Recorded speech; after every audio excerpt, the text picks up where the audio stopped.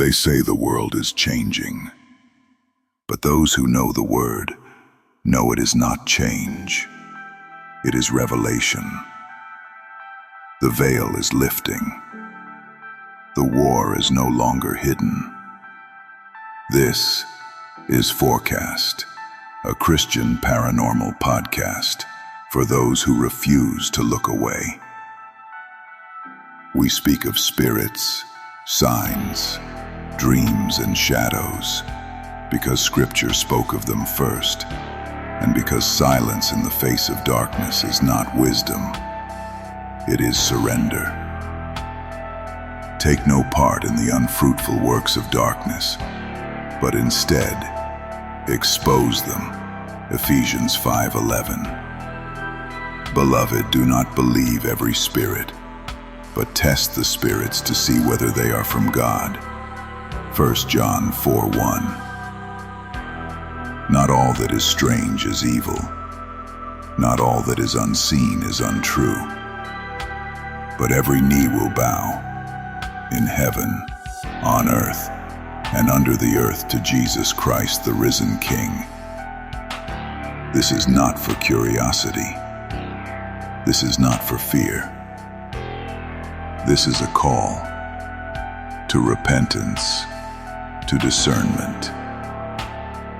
This is Forecast, and the storm is not coming.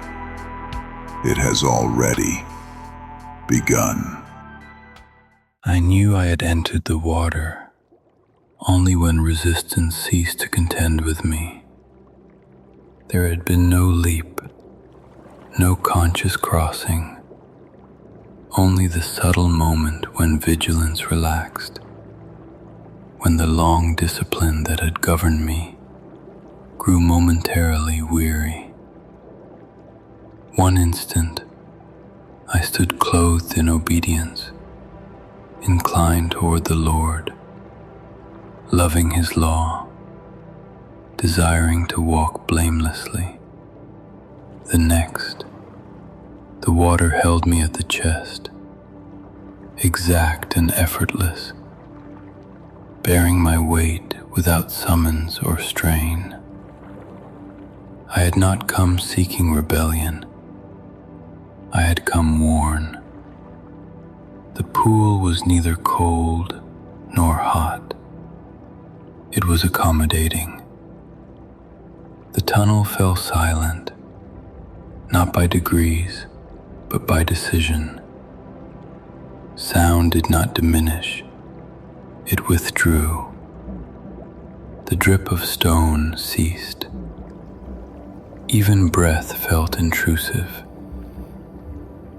Silence settled with intent, as though the world itself had paused, so that what lay hidden might surface undisturbed. The surface answered me in widening rings. Each ripple bore more than motion, carrying years of restraint, secret obedience, a heart trained to delight in the law of the Lord. Schooled in obedience beneath forgiveness, I had loved the Lord. I had walked carefully. I had been washed, not by effort, but by blood. Blessed is the one whose transgression is forgiven, whose sin is covered. The water did not shimmer. It waited. Then the surface was disturbed again. Across from me stood the woman. She had not emerged. She had not crossed the pool. She was simply there, as though the depth itself had shaped itself around her presence. The water curved to her form with unnatural ease. It did not resist her. It received her. Where her ripples met mine, they did not collide. They mingled. The surface settled, not frozen, but agreed, as though something had passed between us without words. Not covenant, but concession. I should have recoiled. Instead, relief moved through me. The vigilance that had governed my heart, the guarding of thought, the practiced turning away, the refusal to linger, slackened. The weight of continual obedience pressed upon me, and for the first time in years, I did not long for holiness. Scripture stirred, but dimly, not dead, yet muffled beneath desire. Verses softened where they once cut clean, warnings blurred where they once stood sharp. The word that had searched me still lived, yet I had learned to look past it, no longer letting it divide soul from spirit, no longer yielding my thoughts and intentions to its judgment. True words rose, and they were true. You love the Lord. You belong to Him. You are forgiven. But they drifted loose from repentance, used not as anchors, but as shelter, covering what I was unwilling to crucify. She regarded me, not as desire looks upon flesh, but as temptation studies a weakness it has waited to exploit. Her gaze did not pause at shame or conscience. It pierced the inner chambers where the flesh had resisted restraint, where desire had grown patient and bold, where long obedience had begun to fray, where vigilance of the Spirit had been quietly neglected. She did not deny the Lord. She presumed upon Him. She offered ease where the law required confession, peace where repentance had not yet been made, indulgence where the Spirit had called to war. She took the mercy that follows repentance and placed it before it. Did He not forgive David? Did He not restore him? Why should one encounter matter? The water warmed slightly. My breathing slowed. The surface mirrored my stillness. The discipline that had once restrained me now felt excessive, almost untrusting, and I consented. Not with my hands, not yet. With my heart. I lingered, and lingering became agreement. In that instant, the joy of my salvation thinned, not extinguished, but veiled. The awareness of the Lord's nearness receded, not in wrath, but in holiness keeping its distance.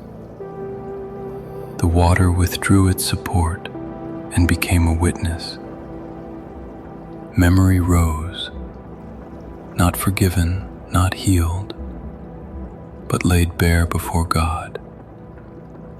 Anointing did not excuse me. Affection did not shield me.